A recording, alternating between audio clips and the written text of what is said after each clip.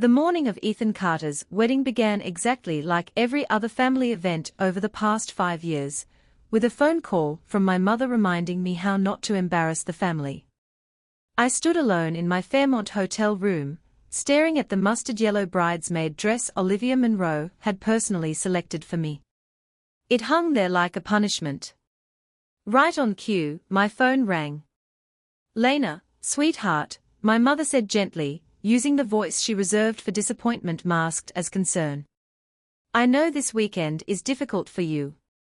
Being around Ethan's successful friends, Olivia's accomplished family, just remember, not everyone can become a doctor or a lawyer." "I'll try to remember that," I replied, zipping up the dress that made me look like a bruised banana. "And please," she added quickly, "don't bring up your job unless someone directly asks. It's Ethan's big day. We don't want anyone feeling uncomfortable." My job situation. That's what they called it now. Not my career. Not my work. A situation, as if it were a temporary illness. The truth was very different. I had built Carterline Global Logistics into a $4.2 billion supply chain empire employing over 85,000 people across 47 countries. We handled logistics for nearly 1/3 of the Fortune 500. In 3 days, we were closing the largest merger our industry had ever seen. But my family believed I worked at a grocery store. 7 years earlier, while building my first distribution center, I had worked night shifts at a supermarket to understand retail from the ground up. When relatives asked what I did, I'd say food retail logistics. That somehow became, Lena stocks shelves. Once that story took hold, correcting it only made me sound delusional. When I mentioned hiring my first 100 employees, Uncle Raymond had smiled proudly. "Oh, managing a department already." Eventually, I stopped explaining. And this wedding? It was about to remind me why the rehearsal dinner the night before had been brutal. Olivia's family were real achievers. Her father, Thomas Munro, had built a construction empire from nothing. Her brother Nathan had just sold his tech startup for $50 million. Her mother, Judge Eleanor Munro, was a federal judge. They were warm, intelligent people, clearly expecting Ethan's family to be just as impressive. "So, Lena," Nathan asked casually during cocktails, "Ethan mentioned you work in food service. Are you thinking of opening your own restaurant?" Before I could answer, Ethan laughed. "Oh no. Lena's not the entrepreneurial type. She works at a grocery store. Honest work, though." The pause that followed felt like a crack in the room. Nathan recovered politely, but I saw Judge Munro glance at her husband, confused, maybe concerned.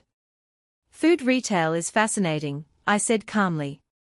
"The logistics alone are incredibly complex."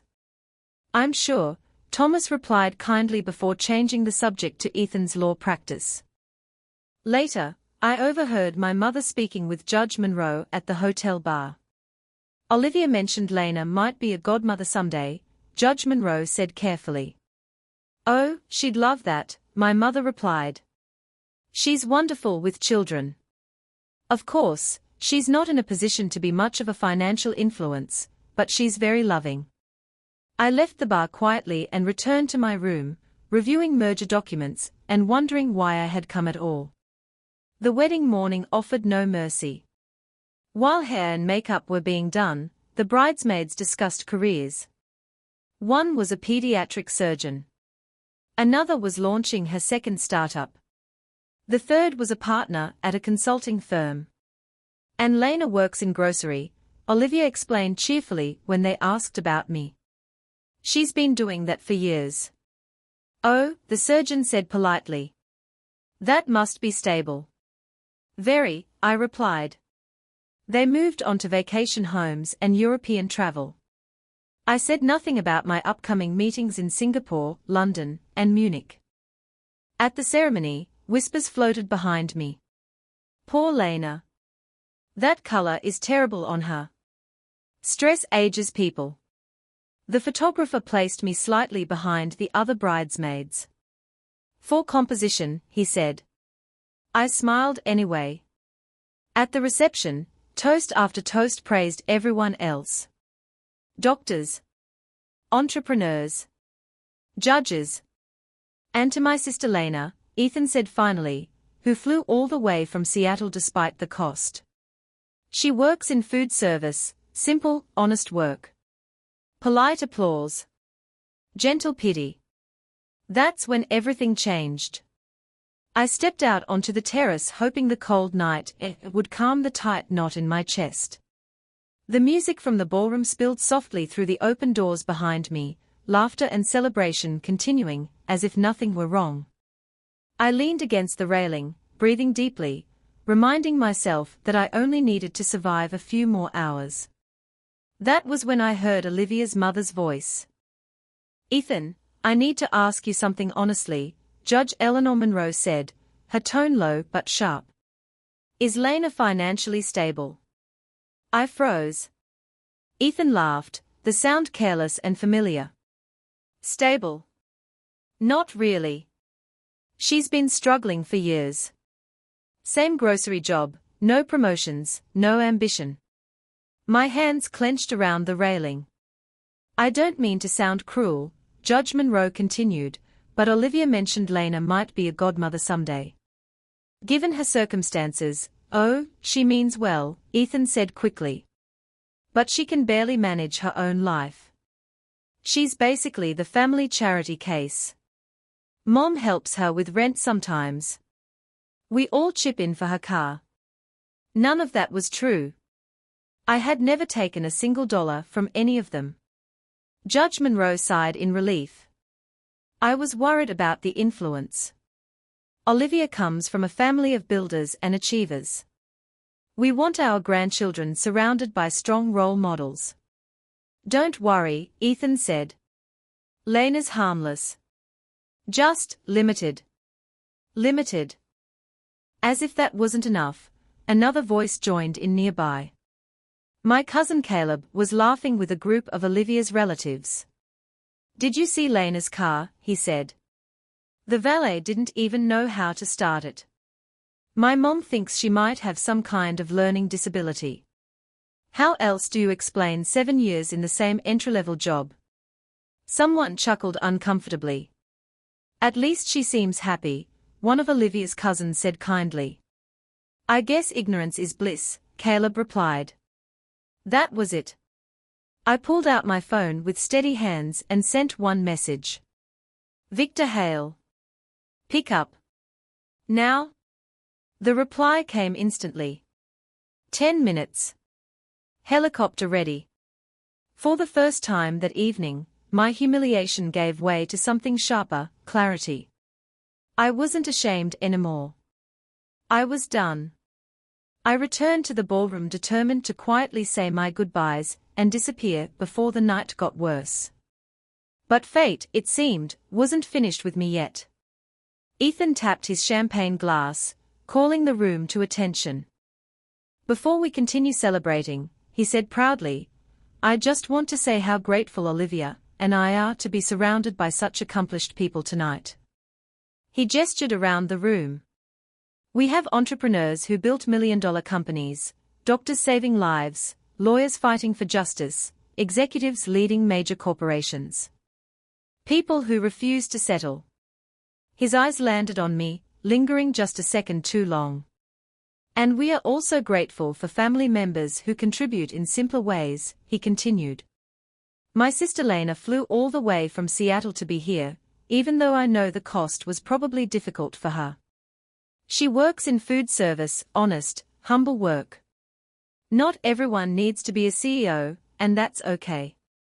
The applause that followed was polite, thin, and heavy with pity. I felt dozens of eyes turn toward me, soft smiles, sympathetic nods, the kind people reserve for someone they believe has failed at life. Then a shadow fell beside me. "Miss Carter," a calm voice said. I turned to see a tall man in a perfectly tailored black suit. "I'm Victor Hale, your head of security," he said, just loud enough for nearby tables to hear. I apologize for the interruption, but the helicopter is ready. Your 9 p.m. Singapore conference call cannot be delayed. The room went silent. The $1.8 billion merger requires your immediate approval, Victor added smoothly. Tokyo markets open in 3 hours. The board is waiting. Ethan's champagne glass slipped from his hand and shattered on the floor. I'm sorry, I said calmly, standing. I tried to keep business separate from family events, but international markets aren't very considerate. Every face in the room stared at me as if the ground had shifted beneath them. Lena, what is going on? Ethan whispered, his face pale. I looked around the ballroom, at the people who had spent the entire night defining me without ever truly seeing me. I suppose I should explain, I said evenly. My name is Lena Carter. I'm the founder and CEO of Carterline Global Logistics. The silence was absolute. We operate in 47 countries, I continued. Annual revenue of $4.2 billion. We employ over 85,000 people worldwide. Someone gasped softly. The grocery store job Ethan mentioned. I went on. That's where I started. I worked night shifts while building my first distribution center during the day.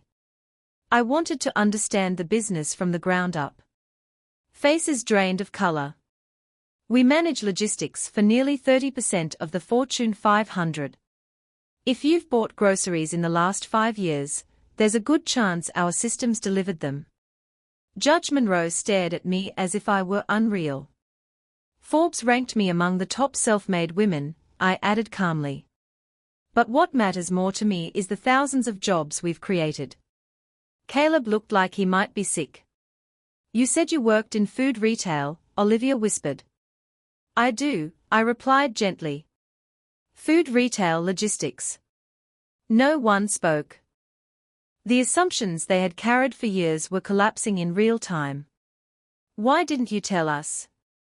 Ethan asked, his voice breaking. Because you never asked, I said quietly. You assumed. I took a step back. You were comfortable believing I was less. That story made sense to you. The room remained silent. Victor checked his watch. Miss Carter, we need to leave. I nodded and turned toward the exit. Congratulations, I said to Ethan and Olivia. Marriage should be about loving someone as they are, not who you assume they should be. As I walked away, the crowd parted instinctively. On the rooftop helipad, the helicopter waited with its rotor spinning. How was the wedding? Victor asked, helping me inside. Educational, I replied. As we lifted into the night sky, my phone buzzed endlessly with missed calls. I turned it off.